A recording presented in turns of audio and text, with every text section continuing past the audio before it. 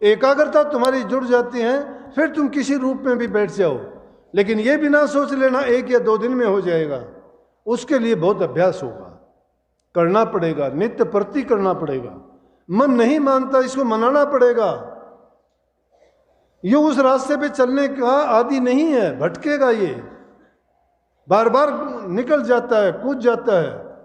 लेकिन इसकी एक दवा है, सतगुरु रूपी अंकुश तुम्हारे पास है, कहीं नहीं जाएगा। अपनी सजा खुद निर्धारित किया करो। वो कैसे? सुमन करते हो, नहीं किया, आज सजा दो अपने आप को कि मैं 15 मिनट करता था, आधा घंटा करूंगा, क्यों इसने ऐसा किया? तुम ही जज हो अपने, तुम ही मुकदमा करते हो, तुम ही सुनते हो और तुम ही फैसला करते हो। सजा भी अपने आप दिया करो। इसको कहो कि चल तेरी मर्जी कर, जितना जाना हो जा, लेकिन जब तक तेरा काम पूरा काम नहीं होगा तो मैं तुझे छोड़ने वाला नहीं। अगर ये 15 मिनट में दखल देता है, तुम आधा घंटा लगाओ, उसमें भी दखल देता है और इसको सजा दो, तुम पाओगे कुछ दिन में ये तो कह देगा उस बाबा जी की तरह से कि भाई ठीक है और कुछ ना करिए, मैं तो ठीक ठाक रहूंगा। मन को प्रकट कर लिया करो। महर्षि जी ने बहुत कुछ ऐसा लिखा है। महर्षि शिवरतलाल बहुत, मैं कहूँगा कि इतने लेखक थे, कई लोगों ने तो उनको लेखक ही मान लिया, कवि मान लिया, लेकिन उन्होंने हर बात को इतना सार्थक लिखा कि जब लेखन करते थे तो समाधि में होकर लेख लिखते थे। अगर कोई भी बात लिखते थे प्रकट कर लिया करते, अपने आप को सामने खड़ा करके लिखते थे, जैसे लिखने वाला कोई और है और महर्षि जी को ये कह रहा है। उस संवाद को अगर देखोगे तो बिल्कुल ऐसा पाता था कि जैसे उनके अंदर एक ही तारतम्य था। ये भक्ति का विशुद्ध स्वरूप है, समझने की बात है। मन डामाडोल है, निकल जाता है, भागता है। इसलिए मैंने कहा मन नहीं टिकेगा एक बार में। जब सुमरण भी सुमरण आपको करना आ जाएगा ना, सुमरण भी पक्का हो जाएगा, तो आपके लिए इतना आसान रास्ता हो जाएगा कि आप कहोगे। इसीलिए जिन्होंने कर लिया उन्होंने तो कह दिया, कबीर साहब ने तो एक ही वाणी में दोनों चीज़ों को एक बार तो कह दिया, बहुत कठिन है ये। कठिन इसलिए है, रास्ते पे टिकना बहुत मुश्किल है, और आसान इसलिए कह दिया कोई खास चीज़ की ज़रूरत ही नहीं है। वो हमने भी बता दिया कि कहीं आना जाना ही नहीं है। आना जाना नहीं, अपने आप में समाना जरूर है। अपने आप में कब समाओगे? अपने आप के तो दरवाजे हमने सब के सब खोल रखे हैं। हम तो सारे 10 इंद्रियों को बाहर से सब छूट कर रखी है इनकी। खाने के हम गुलाम, पीने के हम गुलाम, सुनने के हम गुलाम, चखने के हम गुलाम। सब प्रकार के काम जितने भी करने हैं सारी आज़ादी दे रखी है। सब दरवाजे खोल रखे हैं, जाओ घूमो फिरो। लेकिन जब तक उन दरवाजों को बंद नहीं कर दोगे, नोदर मुंद सुन्न में सट जा, और वहां है अविचल राम। उस अविचल राम को प्राप्त करना चाहते हो, नोदर मुंद के सुन्न में 10वीं गली की ओर ऊपर चलो। वो जब चला जाएगा, जब मैंने कही थी कि आपकी वो उन्मन समाध लग जाएगी।